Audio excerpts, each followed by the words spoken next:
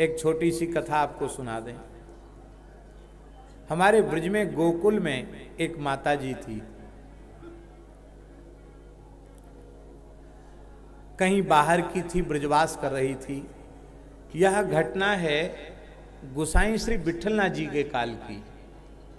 वल्लभाचार्य जी के पुत्र गोसाई श्री विठलनाथ जी उस समय गोकुल विराज रहे थे, उस काल की घटना है। वो गोसाई विठलनाथ जी से ही ब्रह्म संबंध उसने लिया था और बालकृष्ण लाल की बड़ी अनुराग पूर्वक सेवा करती थी। अब सेवा करते करते महाराज वो बूढ़ी हो गई।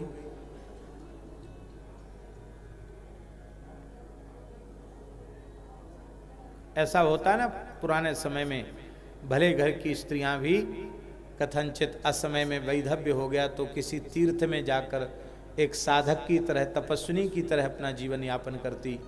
इसी तरह से वो ब्रज में आ गई थी और अपने साधक की रहनी से रह के भजन करती थी। तो जब बूढ़ी हो गई तो महाराज जी इतना अनुराग ठाकुर जी में बढ़ गया कि ठाकुर जी उसकी वृद्धावस्था को देखकर द्रवित हो गए और सोचते ठाकुर जी हमको छोड़ के बेचारी का दूसरा कोई है ही नहीं।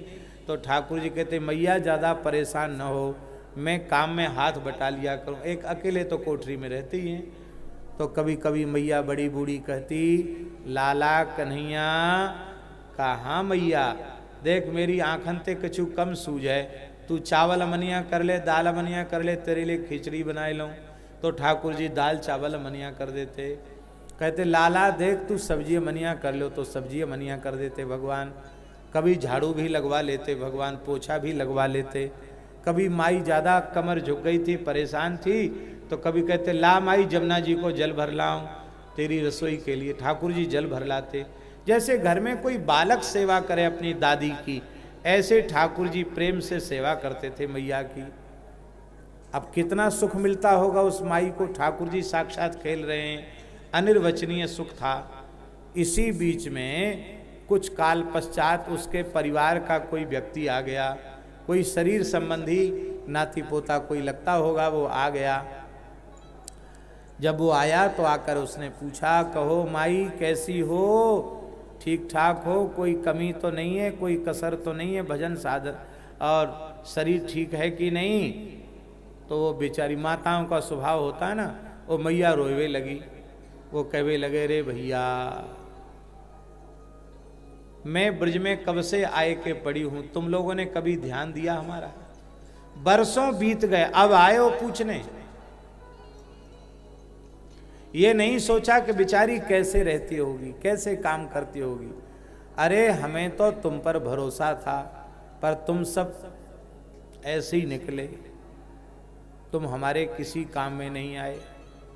वो बोला मैया देखो हम तो यहाँ रह नहीं सकते, तुमको कुछ रुपया टका पैसा चाहिए हो तो हमसे ले लो, और हम तो जा रहे हैं, हम तो आए थे तुम्हारा कुशल क्षेम पूछने, तुम अपने रोमने रोवे लगी। बोले हमें तो तुम्हारा कोई सहयोग नहीं चाहिए, गोसाई जी की कृपा से मेरा सब निर्वाह हो जाता, जाओ। चलेगी, भेज दिया उसने, लिया नहीं माई ने कुछ। अब वो व्यक्ति चला गया। अब उसने कहा ठाकुर जी से कि लाला देख मुँह पे चलो फिरो ना जाए तू थोड़ो जमुना जी को जल ले आ। ठाकुर जी बोले नहीं, हिले नहीं, डुले नहीं, मूर्ति बन के बैठे। बहुत कोशिश किया, ठाकुर जी सामने प्रकट ही नहीं हुए, प्रत्यक्ष ही नहीं हुए। व्याकुलता बुढ़िया की बढ़ गई और वो बुढ़िया गोसाई जी के पास गई। बोले गुरुजी पता नहीं क्या बात है, ठाकुर जी रूस गए हमसे, बोलते नहीं। अब पहले तो हमारे घर में खूब काम करते थे, अब तो बिल्कुल मूर्ति बन के बैठे, कुछ नहीं बोलते। ये नाराज हो गया, मेरा लाला हमसे नाराज हो गया, तो मैं तो इसी के सहारे जी रही थी, मैं तो मर जाऊंगी। 3 दिन हो गए हमको बिना खाए पिए, पर लाला रूस गया, बोलता नहीं है, मैं रोते रोते परेशान हूं। लाल जी भी गोसाई जी ने ही पधराए थे।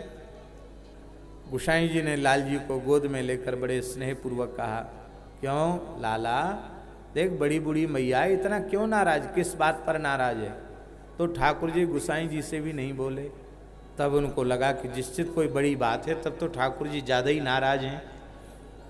तब प्रेम से पुचकार कर कुछ भोग लगाया, प्रेम से पूछा लाला बता तो सही अरे बिना बताए कैसे पतो पड़ेगी कि तू कायकू नाराज है? तो ठाकुर जी बोले, गुसाई जी पहले तो मैं ये समझता था कि हमको इस मैया को छोड़कर दूसरे किसी का सहारा नहीं है, और इस मैया को हमको छोड़कर दूसरे किसी का सहारा नहीं है, इसलिए मैं इसकी सेवा करता था। लेकिन 3 दिन पहले हमको समझ में आया कि ये तो हमको ठग रही थी। ये सेवा तो हमारी करती पर आश्रय हमारा नहीं है, आश्रय तो घर वालों का अब भी बना हुआ है, रक्त संबंध का आश्रय बना हुआ है। तो इसलिए मैंने कहा कि जब इनका उसी पर भरोसा है कि तुमने हमारी खोज खबर नहीं ली, हम तो तुम्हारे ही सहारे थी, तो फिर मैंने कहा ठीक है, तो जिनके सहारे थी वही तुम्हारा देखेंगे और हमको क्या प्रयोजन है। इसलिए हम नाराज हैं, अब अपना ढंग से जैसे इसको करना हो करे। तब गोसाई जी ने ठाकुर जी का और मैया का प्रेम कराया और ये बात बताई कि वाणी मात्र से भी ये सहन नहीं कर पाते हैं कि हमारे लिए कोई दूसरा है। भैया एक बार हृदय से कह दो, मेरे तो गिरिधर गोपाल दूसरो न कोई, जाके सिर मोर मुकुट मेरो पति सोई।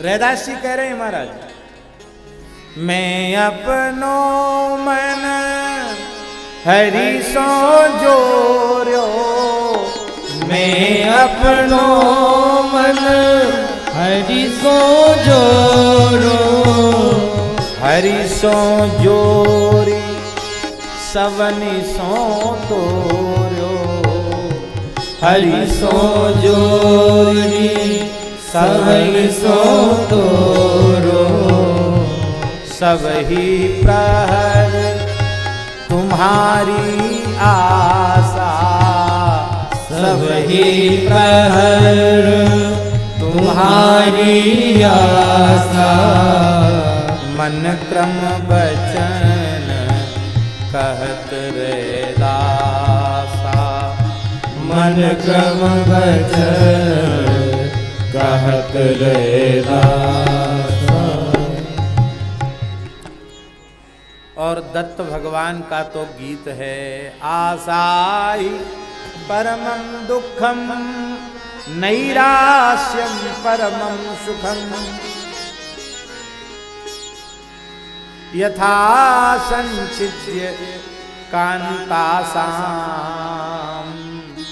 सुखम सुस्वाप पिंगला।